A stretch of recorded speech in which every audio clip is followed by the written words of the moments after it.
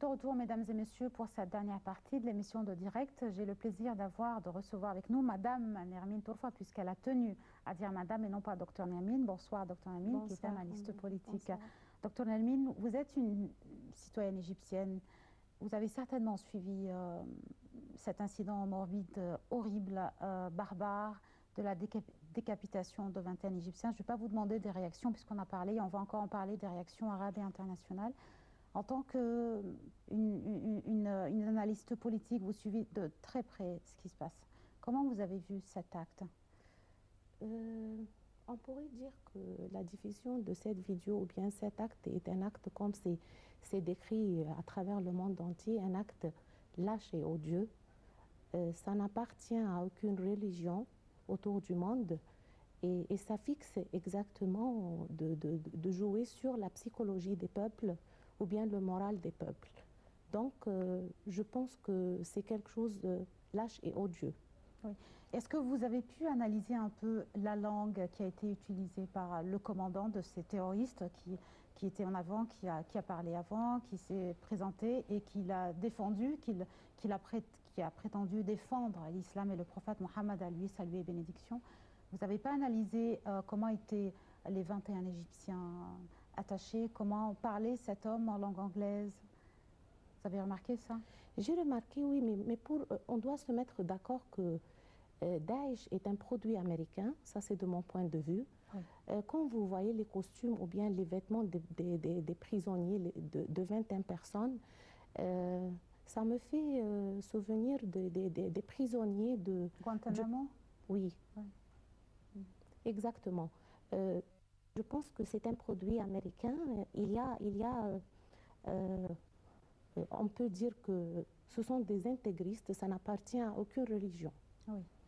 Et comment vous, en tant qu'analyste, vous voyez le terrorisme s'étendre tellement, commençant par l'Irak et puis par la Syrie et puis aujourd'hui en Libye, et que la plupart des armées de ces pays arabes ont été totalement décomposées ou détruites ou divisées, comme la Libye aujourd'hui est avec 2 gouvernements, 2 parlements, et que apparemment, selon les experts, nous en tant que médias, nous essayons d'être bien sûr objectifs, qui tentent aussi de décomposer l'armée, de diviser l'armée égyptienne. Diviser l'armée égyptienne, c'est impossible. Pourquoi? Parce que l'armée égyptienne est une des armées les plus fortes. Quand vous voyez la réaction du président Sisi, dans 24 heures, il a bombardé les positions des terroristes. Et si on suit exactement l'histoire du terrorisme de ces groupes terroristes, on peut trouver qu'ils ont commencé avec la guerre irakienne. Ensuite, avec la révolution syrienne, enfin, ils vont jouer le même rôle sur les autres pays arabes.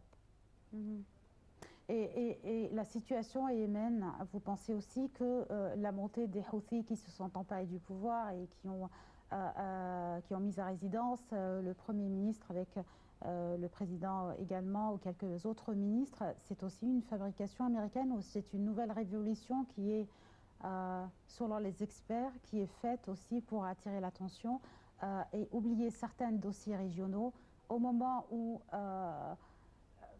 le contexte géopolitique est très tendu dans la région. C'est une autre politique. À chaque pays de son dossier. Peut-être ils veulent créer ou bien pratiquer le terreur sur les terrains arabes pour faire les troubles, pour diviser les peuples. Diviser le peuple arabe? Oui, diviser le peuple arabe. Avec le plan occidentaux de 2030 de diviser les pays arabes en 40 pays. Sous le contrôle surtout Qatar, quand on lit tout le temps. C'est ça. Je pense que votre point de vue est exact. Oui. D'accord, on va s'arrêter quelques instants et nous avons en ligne l'ambassadeur Hassan Harindi qui est Monsieur Wael Fouad, analyste politique, et tout à l'heure nous aurions l'ambassadeur Hassan Harindi. Monsieur Wael Fouad, vous êtes analyste politique, bonsoir. Monsieur Wael, je vous entends très mal. Votre voix n'est pas claire, je ne vous entends pas. Vous m'entendez bien? Oui. D'accord. Élevez votre voix, s'il vous plaît. Pardon? Votre voix n'est pas claire. Ah, ma voix n'est pas claire. D'accord. Vous m'entendez? Oui. Vous m'entendez? Un peu, oui, mais c'est trop loin. Ah, d'accord. Dr Wael, comment aujourd'hui vous suivez les réactions de l'Égypte après le premier bombardement des positions des terroristes de Daesh en Libye à l'Est? Que devrait faire l'Égypte, à votre avis, surtout après la réunion aujourd'hui du Conseil de sécurité de l'ONU, pour contrer l'État islamique de Daesh en Libye? Oui, premièrement, on doit présenter nos sincères condoléances pour les familles des martyrs. Deuxièmement, je tiens à saluer Monsieur le Président pour tous ses efforts, pour l'attaque qu'il a fait, pour le droit qu'il a requis et pour le fait de visiter la cathédrale pour présenter ses sincères condoléances au patriarche. Il faut dire qu'on ne s'attendait pas à une réaction aussi vite que la sienne, que ce qu'a fait le président. Et en plus, il n'a pas seulement frappé, mais il a envoyé le secrétaire d'État pour les affaires étrangères pour discuter cette affaire auprès du Conseil des Nations Unies, auprès des pays européens qui ont longtemps apprécié ou bien soutenu ces terroristes au cours des dernières années. En fait, il a travaillé ou bien il a agi sur divers plans en même temps, ce qui est à souligner et ce qui est très important pour dire qu'on a notre propre décision, on a décidé de nous-mêmes et on veut faire réagir toute la société internationale en faveur de l'humanité. On ne parle pas de religion, on ne parle pas des chrétiens et des musulmans, on parle des terroristes et des victimes. Et c'est un message très important qui a été véhiculé et c'est le moyen de convaincre les pays européens de décider d'eux-mêmes aujourd'hui d'agir en faveur de l'humanité et non pas en faveur de telle ou telle religion pour se protéger et protéger la population mondiale sans aucune distinction. Dr Wael, comment parler d'humanité alors que le Conseil de sécurité de l'ONU est là pour prendre des réactions ou des décisions fermes quant à comment contrer le terrorisme plutôt? Le Conseil de sécurité de l'ONU ne parle pas d'humanité lors de ces résolutions qui devraient être adoptées plutôt. Pourquoi laisser jusqu'à maintenant ce chaos en Libye? Si on se rappelle la date de l'attaque de Charlie Hebdo, c'est en France et le ministre de la Défense a été en Égypte ces derniers jours et il a soutenu l'action et la réaction du peuple égyptien contre les terroristes. Oui, tout à fait. Ceci a été nouveau. Il est venu ici pour signer un accord concernant les 24 avions de la marque Rafale en vue d'utiliser par la force armée égyptienne dans le but d'arrêter et de mettre fin à ces terroristes.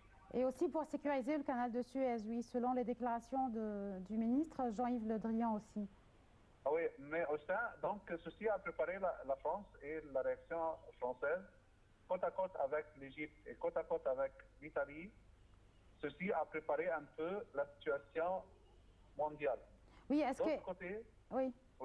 Vous voyez une lueur d'espoir pour peut-être une coalition, une stratégie commune pour contrer ce terrorisme? Pouvez-vous répéter votre phrase claire?